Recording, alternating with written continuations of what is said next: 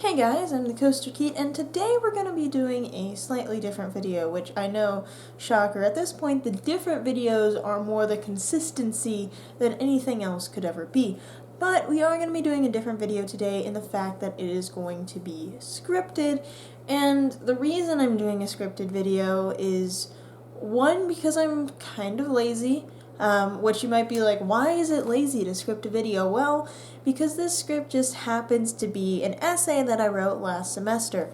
But the reason that I want to bring this essay up is because it's good, and I say that as someone that doesn't really call myself good very often, and two, because it represented a huge turning point in my life that I think it would be interesting to talk about and to kind of reflect on a little bit going on to this new year, because this happened fairly recently, like last year or 2 years ago maybe, and it was so big for me. I think it was 2 years ago, so big. At the beginning of 2018 was when this happened, and it just changed. Anyway, that's enough talking about it. Let's just go and get on into it. So this is a paper called I Have No Talent. It was junior year of high school, and I had been selected to go attend a leadership camp called RILA. RILA was designed as a skill-building and networking opportunity for the leaders of tomorrow, where we'd all get to know each other and lead each other through typical bonding exercises, such as a perilous high ropes course. And ideally, we would be making friends in the process that would last a lifetime. I'd been selected to apply by my counselors, who'd apparently heard from my teachers that I had leadership potential, and upon hearing this gross overestimation of my skills, I felt obligated to apply. The application had been time-consuming, the interview stressful, but ultimately, and much to my surprise, I had succeeded in painting a picture in the admissions counselors' minds that matched what they were looking for. It was only after I received the email congratulating me that the reality of what I was about to do set in. 3 days. 3 long days away from my best friend and my parents. 3 days in an unfamiliar environment with tons of people whose qualifications likely far exceeded my own. 3 days with future lawyers, politicians, and Ivy League grads, where no doubt no one would befriend me because I was far inferior. Inferior not because of grades or academics, I had all A's, but inferior because I knew deep in my heart that I wasn't a leader. I had no true leadership experience, as every time I had applied to a leadership position, I had been denied. Every time my peers were required to elect a leader, I was overlooked for someone who stood a little taller and smiled a little brighter. Being picked for this camp was some sort of fluke. Perhaps those that picked me had simply been testing a new pair of rose-tinted glasses during my interview. As these thoughts flooded through my head, the thought of revoking my application seemed like a potential floodgate, something that could stop all my problems at once if only it was erected. I rushed to my computer, opened my email, but couldn't quite bring my fingers to type the words that would save me. My hands seemed to tremble over the keyboard, some unseen force, whether it be fate, God, or pure stubbornness rendering them immobile. I closed my computer and resigned myself to my fate. The day came all too quickly, entering my life at a time when everything seemed to be falling apart, or as much of it as it can for a straight-A student. I had failed a recent test and was yet again rejected from a leadership position. It seemed to me that my time of laurels and congratulations was over, and I was washed up. My parents drove me to the drop-off spot, and before I could blink, I was alone. Alone, but surrounded. All around me were students, smart and confident, standing tall as giants and smiling brighter than the sun. They talked to strangers as if they'd known each other for years prior to the event. In comparison, I was slumped over, my eyes seemingly glued to the floor as the weight of my ineptitude pulled me down and rendered me incapable of smiling, a posture, my thoughts highlighted, that no leader would ever take. I couldn't bring myself to approach any of them. Couldn't bring myself to potentially have all my self-doubts confirmed by making contact with them. Besides, I was used to making friends based on teacher-assigned group work, forced interactions in which I proved not only my ability, but my likability. I reasoned to myself that to try and approach people on my own was simply something I didn't understand well enough to execute. After what felt like hours, but the clock confirmed to be a mere 30 minutes, we were placed in groups where those familiar and comfortable forced interactions could occur. I found myself able to catch my breath, my heartbeat slowed, and I entered the next activity ready and eager to demonstrate to them and myself that I had the tools of a leader. But before I even had a chance to speak, someone else decided to lead. Theirs was the poise and voice of a politician, no fear or uncertainty audible in the midst of their just new to the experience as the rest of us speech. They had every skill I'd convinced myself I was good at, but now my own abilities seemed rusted in comparison to their blinding shine that theirs possessed. I followed their lead and went through the motions of the first activity, a simple enough task of creating and performing a sort of celebration song and dance for when your team won a competition. I contributed a few ideas, but in my heart and mind, each seemed extraordinarily flawed. Maybe we could have one person in the middle of I would suggest, only to trail off as I thought, this is supposed to be a team celebration, not one focused on an individual that would create, before murmuring a quiet, never mind. The group then took my idea and made it a way to celebrate whoever had contributed the most by giving them the honor of being in the center and holding up our beloved mascot. Even as we performed our dance, all I could see were my own imperfections. A misstep here, not being in time there, being too loud or too quiet everywhere. Looking back now, it is certain that I was given a compliment at some point, as I remember everyone else receiving one, but my ears were closed to any words directed towards me with a semblance of positivity. We did a number of things after that, rock, paper, scissors tournaments, some name games, 2 truths and a lie, and by the time we finished our activities, my worst fears had been confirmed.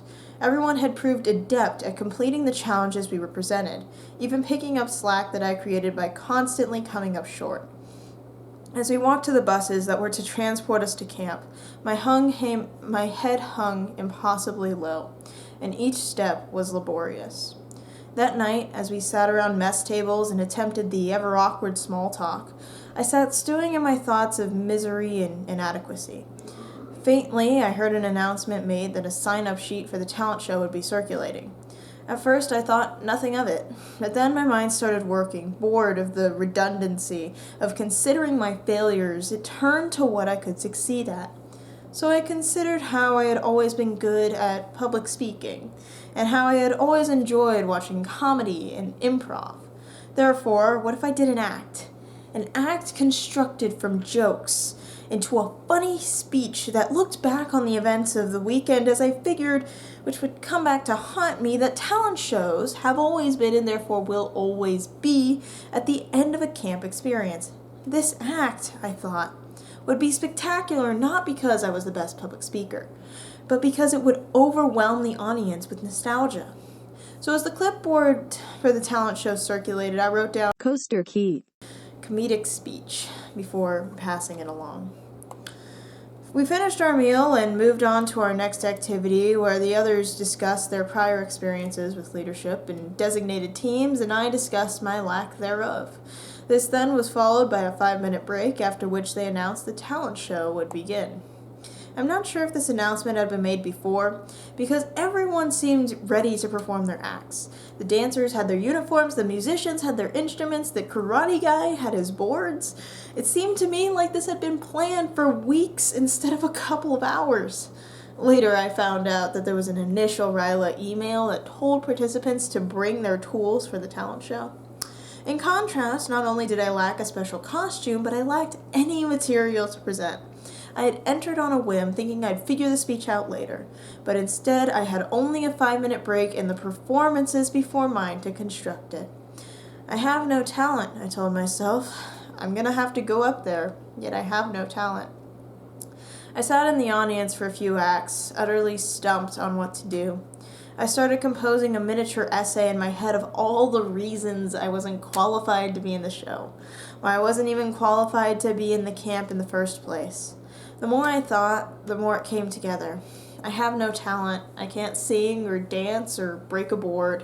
I have no talent. I can't even pay attention to the day the talent show is. I have no talent, so why am I here? When the day came, I was shaking more than a California earthquake. My ideas were set, but the audience would decide their value. They announced my name and I began my speech. I have no talent, I declared. I didn't even know this talent show would be a few hours from the sign-up, or I wouldn't have tried to create one. The crowd, much to my surprise, laughed. So I continued. In fact, I have so little talent that by the time they told us not to use the handkerchiefs we were given as napkins, I was already trying to wipe away a ketchup stain with mine. More laughter, more applause. Gradually, my thoughts picked up speed, little ideas for jokes entering as I got more and more into the rant. The talk we had done before this, I had so little talent I derailed my entire group. The name game they had us do, I have so little talent I couldn't even remember my own name. Every line I took an insecurity out of the bank that I had been stockpiling throughout the day, and they became my script. My closing line was, you guessed it, I have no talent. But as you may not have guessed, at least if you're someone like me, was the uproar of applause the statement created, and the shouts of, you have talent, that followed. No other act had gotten that much of a response. For some reason, my improvised rant had not only pleased but thrilled my audience. The rest of that night is a relative blur, the adrenaline from my performance making it difficult to pay close attention to any of the following acts. Yet after each one, I made sure to applaud, giving back in that little way that I could to the audience that had given so much to me. You see, that night was the first time I'd really done something that was purely my own and was designated good.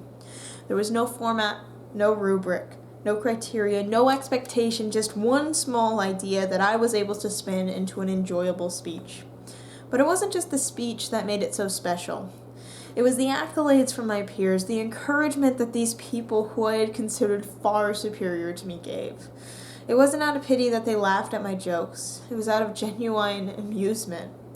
Their laughter meant the world to me. Coming back from Ryla, my perspective changed. Not by a lot, but by enough.